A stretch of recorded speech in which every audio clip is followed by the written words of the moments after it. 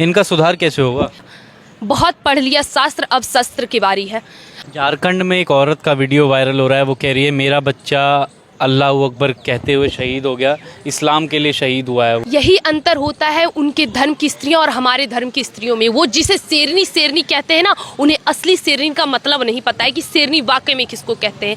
मैंने पहले भी कहा था ये बात, उस कोख पे भी गोली चलाओ जिस कोख में ऐसी औलादें पल रही हैं जो कल को हमारे देश को जलाएंगे, और ऐसी माँ जो ये कहेंगी कि देश को जलाने के बाद कि अल्लाह अकबर बोल के, अरे शर्म करो, शर्म करो। हमारी सनातनी माओं को देखो जिन्होंने इतने वीर वीर योद्धा को जन्म दिया है। वीर शिवाजी की जब उंगली कट गई थी तो वो रोते हुए माँ के पास गए थे कि माँ मेरे हाथ से खून निकल गया, तो उनकी माँ ने कहा था कि तुम्हें मैंने इसलिए जन्म नहीं दिया कि इतनी सी खून के लिए तुम मेरे पास गुजारिश करने आओ, जाओ, मैंने तुम्हें देश के लिए जन्म दिया और ऐसे कई खून तुम्हें तुम्हारे देश के लिए बलिदान करने पड़ेंगे, खुद को बलिदान करने पड़ेंगे। ये थे हमारी सनातनी माएँ, और ये है ऐसी अम्मी जान जो देश को जलाने वाले बेटे का समर्थन करती है। इसलिए मैं कहती हूँ, एक बार अगर खून गंदा होना तो वो पूरा का पूरा खून ही गंदा होता है, उससे आप अच्छाई की उम्मीद नहीं कर सकते। कोई भी मुगल की पैदाइश से आप कलाम बनने की उम्मीद नहीं कर सकते हैं। और अब उनको वापस से पता चलेगा कि अभी भी ये बाबा वही बाबा हैं। ऐसा नहीं है कि जो पहले साल उन्होंने कहा था कि अगर आप बोली से समझोगे तो बोली से समझाएंगे, वरना हम गोली से समझाएंगे। तो उन्होंने सोचा कि चलो कोई बात नहीं, ये थोड़े दिन चल गई, अब बाबा शांत हो गए। लेकिन ऐसा कुछ नहीं है।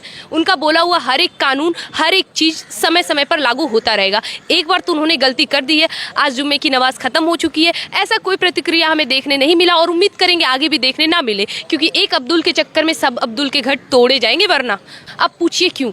एक नुपुर शर्मा का आप बयान लीजिए, एक स्त्री के बयान पर आपने 56 देशों की देख ली क्या हालत हो गई उन्होंने किया। और तो और जब इतना सब कुछ हुआ, जब उन्हें लगा कि नहीं, मेरी बातों से, मेरे बयानों से अगर इस देश का माहौल ख़राब हो रहा है तो मेरा माफ़ी मांगना, मेरा झुकना सही है, वो स्त्री होकर भी झुक गई। हमारे देश में स्त्रियाँ कभी झुकती नहीं है, एक पुरुष भी स्त्री के पैर छूते हैं, लेकिन वो झुकी क्यों? अपने देश के लिए, कि हमारा देश जले ना इन जिहादियों के चक्कर में।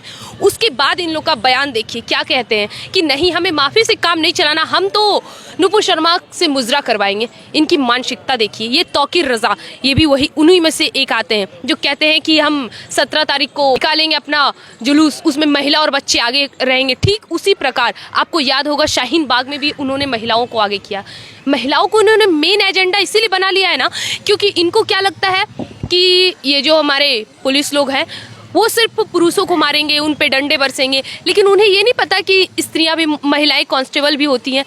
जो हश्र वहाँ के मर्दों का हुआ है वही हश्र स्त्रियों का भी होगा। अगर वो महिलाओं को इस प्रकार आगे करेंगे उनका भी यही होगा। और ये जो धमकी दे रहे हैं ना कि कोई बात नहीं, शुक्रवार को इस बार नहीं किया अगले बार करेंगे, तो देखिए मैं सरकार से बोलूँगी, इन्होंने इस तरह के बयान देना शुरू कर दिया और देते आ रहे हैं।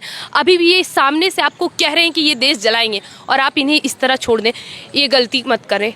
लेकिन मुस्लिम तो अभी भी कह रहे हैं गुस्ताखे रसूल की एक ही सजा, सरतन से जुदा, सरतन से जुदा। सरतन से जुदा हमारा धर्म क्या है? क्या हमारी कोई औकात नहीं है?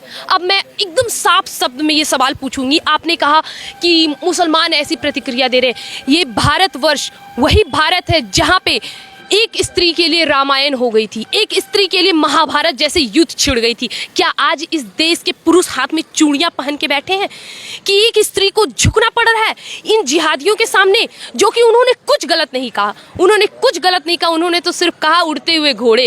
अगर वो बताना शुरू कर दें, आप हमारी शिवलिंग पे इतना घिनात्मक टिप्पणी करते हैं, हमारी शिवलिंग को तोड़ने का बात करते हैं, और ना जाने कितने आए दिन मुनव्वर फारूकी जो कि अभी जेल में गए हैं, उस जिहादी ने मेरी सीता माँ पर, हमारी सीता माँ पर इतनी अभद्र टिप्पणियां की, और आज वो रियलिटी शो का विनर है।